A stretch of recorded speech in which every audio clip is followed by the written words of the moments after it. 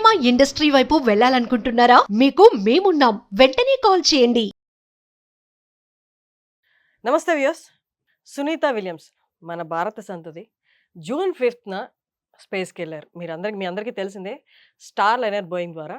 కానీ అది కేవలం కొద్ది రోజుల యాత్ర మాత్రమే. స్పెసిఫిక్గా చెప్పాలంటే 7 to 8 డేస్ ఆఫ్ యాత్ర మాత్రమే. కానీ టెక్నికల్ ప్రాబ్లమ్స్ వల్ల ఆవిడ అక్కడే ఉండిపోయారు. ఈ మధ్య రీసెంట్గా తెలిసింది మార్చ్ ఎండ్ ఆర్ ఫెబ్ స్టార్టింగ్లో ఆవిడ తిరిగి రావచ్చని. బట్ ప్రాసెస్ ఏంటి, ఎలా తీసుకొస్తున్నారు అనేది ఇంకా డీటెయిల్స్ మనకు రివీల్ చేయలేదు. సరే, ఇదంతా పక్కన పెడితే ఇన్ని నెలలు స్పేస్‌లో ఉండిపోవడం అనేది భూమి మీద ఉన్న ఒక వ్యక్తికి ఎలాంటి ఆరోగ్యపరమైన సమస్యలొస్తాయి, మానసికపరమైన సమస్యలొస్తాయి అన్నది మనం డిస్కస్ చేద్దాం. India's top neuro surgeon Ranganathan గారు ఇవాళ మనతో ఉన్నారు. నమస్తే సార్. నమస్కారం. ఎలా ఉన్నారు సార్? బాగున్నాను. సార్, లాస్ట్ టైం మనం చేసిన ఇంటర్వ్యూ మీకు పేరు సెపరేట్‌గా తీసుకురావాల్సిన అవసరం లేదు గానీ, మిమ్మల్ని ఇంటర్వ్యూ చేసినందుకు నాకు మాత్రం చాలా మంచి పేరు తీసుకొచ్చింది. చాలా సంతోషం. చాలా మంది మెసేజ్ చేసి మరి బెస్ట్ ఇంటర్వ్యూ ఆఫ్ యువర్స్ అని చెప్పారు. Gods bless. Thank you sir. Thank you so much. So, ఇవాళ మనం డిస్కస్ చేయబోయే టాపిక్ మీరు సజెస్ట్ చేసినట్టుగా సునీత విలియమ్స్ గారు. సార్, ఇంత రిస్క్ ఉంటది, ఆరోగ్యపరమైన సమస్యలు ఇన్నొస్తాయని తెలిసి కూడా అవును, అందరికీ తెలుసు. ఎట్లా సార్? ఒక జీవితం సాక్రిఫైస్ లాగే కదా సార్ ఇంకా. ఇది నేను వీళ్ళని ఎవరితో పోలుస్తానంటే, ఇప్పుడు మన సరిహద్దులు ఉన్నాయి, హ్మ్. అక్కడ మన ఆర్మీ జవాన్లు ఉంటారు. వాళ్ళందరికీ తెలిసి ఎంత లైఫ్ రిస్క్. నేను ఒకసారి చైనా వెళ్ళినప్పుడు, నథులా, చైనా కాదు, చైనా బోర్డర్, సిక్కిం దాటి నథులా బైపాస్ అని ఉంటుంది. అది అక్కడ మన జవాన్లు ఒక పక్క నుంచి, అటు పక్క నుంచి చైనీస్ జవాన్లు కంటిలో కంటి చూసుకుంటూ నిలబడ్డారు. ఒక జవాన్ నేను తర్వాత మాట్లాడాను, ఏంటి నువ్వు నిలబడబోతున్నావు అంటే, డ్యూటీ సార్ అంటాడు. నమ్మండి, నేను మా కుటుంబంతో వెళ్ళాను. నేను 2 నిమిషాలు అక్కడ నిలబడలేకపోయాం. ఎందుకంటే అక్కడ ఆక్సిజన్ సాంద్రత అంత తక్కువ అయిపోయింది. వాళ్ళు గంటల కొలది, రోజుల కొలది అక్కడ ఉద్యోగాలు చేస్తున్నారు. అంటే ఎట్లా సార్ ఇది బయోలాజికల్లీ పాసిబుల్ గా? ఆక్సిజన్ లెవెల్స్ తక్కువ ఉన్న రోజులు అక్కడ ఉండడం అంటే వాళ్ళు అలాగ దానికి అడ్జస్ట్ అయిపోతారు. Border security force body adjust అయిపోతుందా? అంటే ఉండడం వల్ల అలా ఉంటూ ఉంటారు ఇంకంతే. ఇప్పుడు సునీత విలియమ్స్ కానీ, బ్యారీ విల్మోర్ కానీ, వాళ్ళు చాలా సీనియర్ ఆస్ట్రోనాట్స్.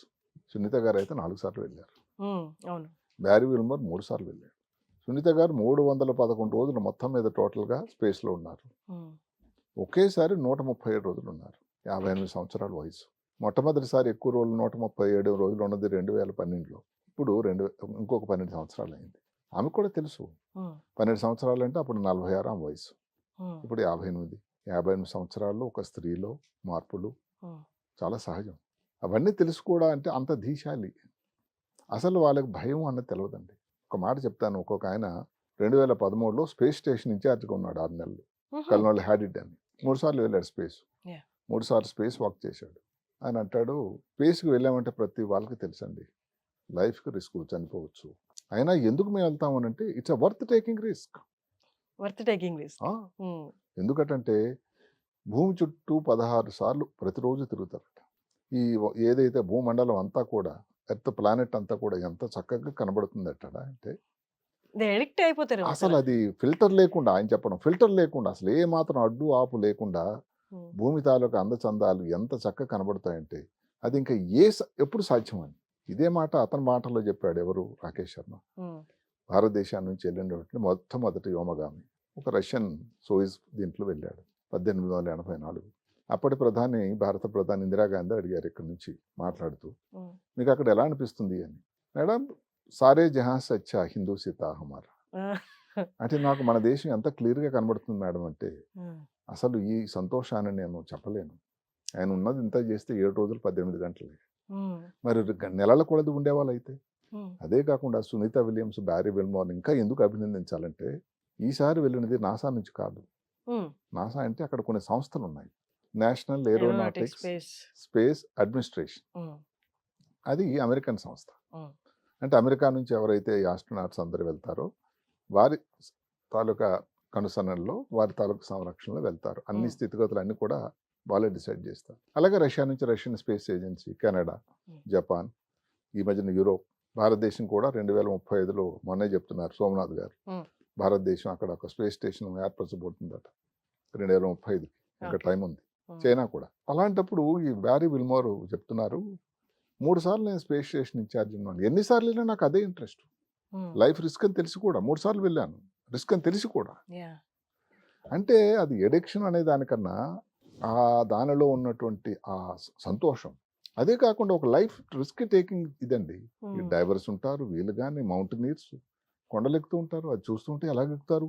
ఎవరెస్ట్. ఏది ఎవరెస్ట్, అది చూస్తుంటే మనకు ఆశ్చర్యంగా ఉండదు? Yeah. ఇంకంతే, అలాంటి వాళ్ళే మన వీళ్ళు. పక్కనే శవాలు ఉంటాయంట సార్ ఎక్కుతున్నప్పుడు. అవును. అదే కాకుండా నేను ఎందుకు వీళ్ళని ఇంకోసారి అభినందించాల్సి వస్తుందంటే, స్టార్ లైనర్ నువ్వు కొత్తగా సంస్థ నెలకొల్పిన సంస్థ. ఉమ్, దాని ఒరిజినల్ సంస్థ బోయింగ్. బోయింగ్. బోయింగ్ అనేది విమానాలు చాలా చేశారు, అది భారంతో బాగానే ఉంది. ఉమ్, కానీ స్పేస్ క్రాఫ్ట్ అనేది మొట్టమొదటిసారి yeah. 2019 నుంచి 2024 అంటే 5 సంవత్సరాలు కష్టబస్తాలు పడి ఎందుకు ఇది క్లిక్ అవ్వాల.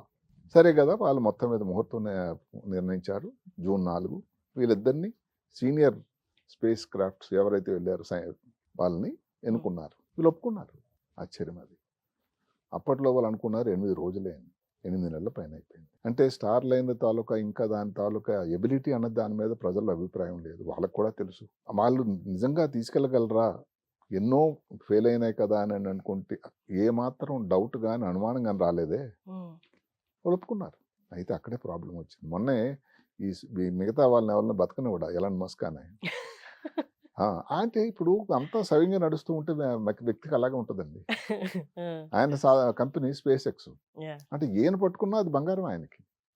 స్పేస్ ఎక్స్ కానీ, లేకపోతే ఎక్స్ ఏదైతే విక్టర్ ఇంత ముందు ఉండేదో అది ఎక్స్ అని, ఉమ్, లేకపోతే టెస్లాలు. టెస్లా కార్ ఏదన్నా. ఉమ్, అందువల్ల మిగతా వాళ్ళు కొంచెం కాంపిటీషన్ రోజులు కదండి కార్పొరేట్లో. ఉమ్, ఈ కాంపిటీషన్ కోసం కార్పొరేట్లో లైన్ ఉంది ఇప్పుడు, yeah. మీరు నమ్మండి. Um, SpaceX, Elon Musk, Blue Origin, Amazon వాళ్ళు, సరే బోయింగ్, స్టార్ లైనరు, ఉమ్, ఇంకోటి వర్జిన్ గెలాక్టిక్ అని. ఈ మధ్యన ఒక ఆయన వచ్చాడు, 2 రోజుల క్రితం అనౌన్స్ చేశాడు, పీటర్ బెక్ అని. ఉహు. నేను 2025 కల్లా స్పేస్ ప్రయాణం చేస్తాను, 25 అంటే ఇంకో 1 year. ఇంకో ఇయర్లో. ఏదైతే ఉందో దాని తాలూకా ఈ రాకెట్ ఎలాన్ మస్క్ తయారు చేసిన రాకెట్ కంటే నేను పెద్దది చేయబోతున్నాను అని ఆల్రెడీ అనౌన్స్మెంట్ ఇచ్చాడు. అంటే ఈయనలాగా ఎక్కువ మాట్లాడే వ్యక్తి ఇంకొక ఆయన కాంపిటీటర్ రాబోతున్నాడు. ఆయన హాస్యం చేస్తాడు, అంటే సార్కాస్టిక్గా. ఎవరు చేసే పని వాళ్ళు చేయాలండి. విమానాలు చేసేవాళ్ళు స్పేస్కి ఎలాగ వెళ్తారండి? కార్లు చేసేవాళ్ళు విమానాలు ఎలా చేస్తారండి? కానీ బోయింగ్ కి ఫెయిల్యూర్ రేట్ కూడా ఎక్కువ ఉంది కదా సార్. అంటే బోయింగ్ మొదటిసారి కదండి అక్కడ వెళ్ళడం. అక్కడ ఈ Aeroplanes మధ్య లో కాలంలో కూడా? ఏరోప్లేన్స్ లో ఈ మధ్య కాలంలో వాళ్ళకి చెప్తున్నాను కదా, సమయం బాగాలేదు వాళ్ళకి. ఈ మధ్యనే, అదర్వైజ్ బోయింగ్, ఎయిర్ బస్ అన్నది ప్రపంచంలోని పేరెంట్ గంటల సంస్థలు. అవును, చాలా పాతది కూడా సార్, ఎన్నో ఏళ్ళ చాలా నుంచి ఉంది. పాతది. మొన్న ఈ మధ్యనే ఒక కొత్తది 747 ఎయిర్ ఫ్లైట్లో డోర్ మధ్యలో ఓపెన్ అయిపోయి చాలా ఇబ్బంది అయింది. అదే కాకుండా మీరు ఒకటి ఆలోచించండి, ఈ బోయింగ్కి ఈ స్టార్ లైన్ ప్రోగ్రాము, ఉమ్, ఈ రాలేకపోవడం, ఈ ఫెయిల్యూరు, దీని వలన దగ్గర 10 బిలియన్ లాస్ అవుతుందట అన్అఫీషియల్గా. అంటే వాళ్ళకి మాత్రం అది సంతోషం కాదు కదా. కానీ ఇంత ఇది రివీల్ చేయలేదు కదా సార్, ఇంకొక స్పేస్ క్రాఫ్ట్ పంపించి తీసుకొస్తున్నారా లేకపోతే అక్కడే టెక్నికల్ ఇష్యూస్ ని సాల్వ్ చేస్తున్నారా అన్నది. లేదు, అది తెలిసింది క్లియర్గాను. మొన్న 24వ తారీఖు నాడు నాసా వాళ్ళు చెప్పారు అది.